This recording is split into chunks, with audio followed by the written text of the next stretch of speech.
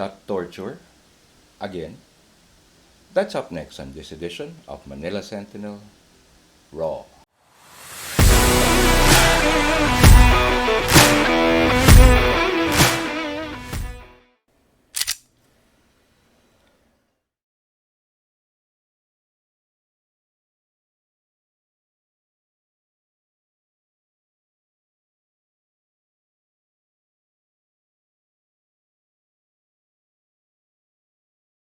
So it's the middle of summer.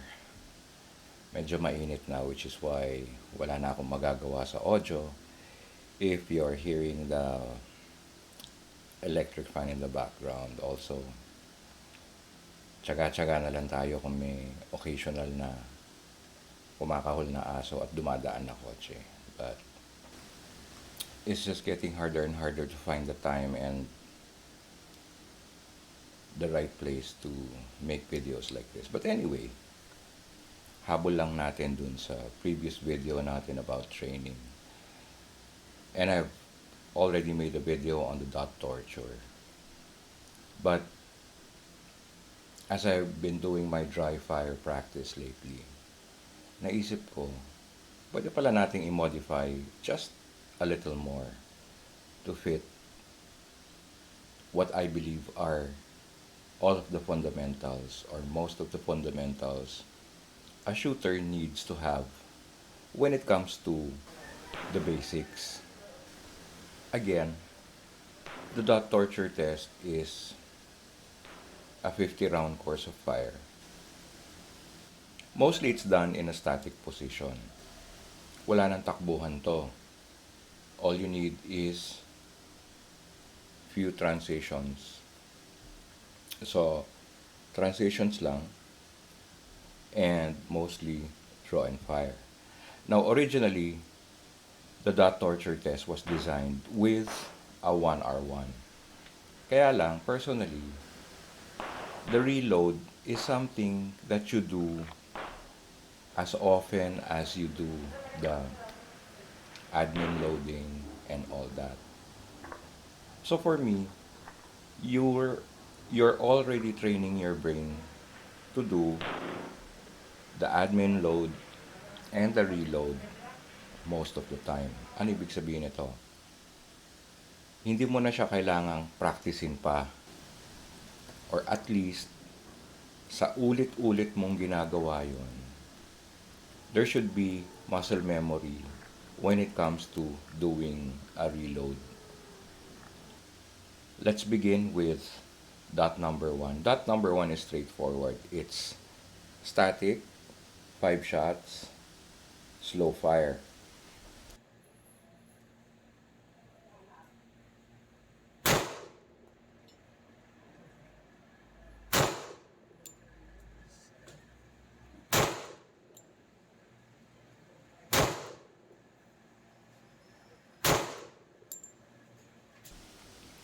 Dot number 2 is mostly draw and fire. So 1 shot each, 5 shot string, draw and fire.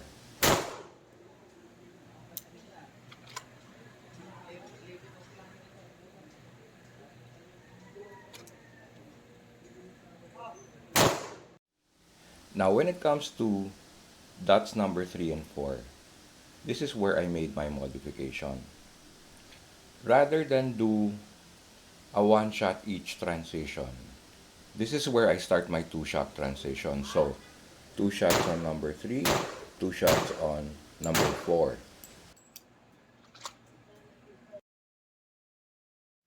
Number 5, straightforward. You do it only with your dominant hand.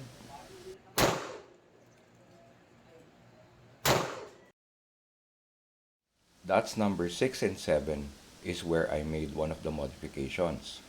Shooting hand only, 1 on 6, 1 on 7.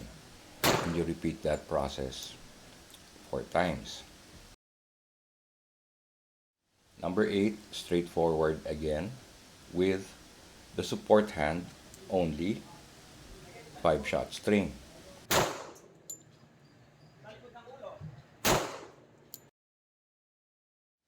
And then number 9 and 10, continuing with the one hand shooting, 1 on 9, 1 on 10. So you do that 3 times.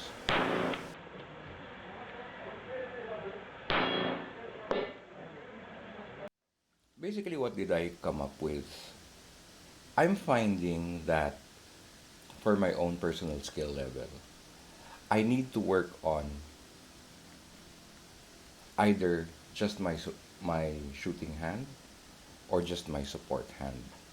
And I believe this is a skill that's important to anybody, whether they're doing competitive shooting or maybe even defensive shooting. There might be instances where you need just one hand to engage the targets. So right now, this is where my dot torture test stands.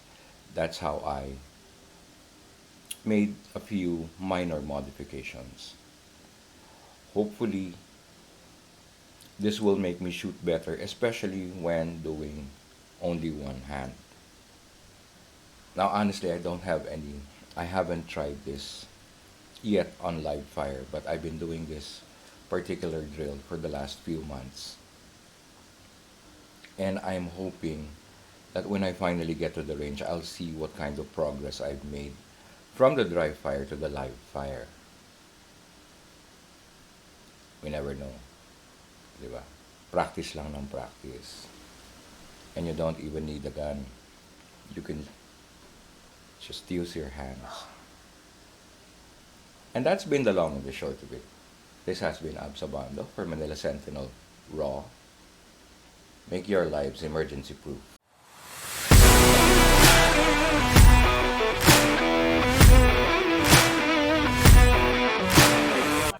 It's getting harder to find the time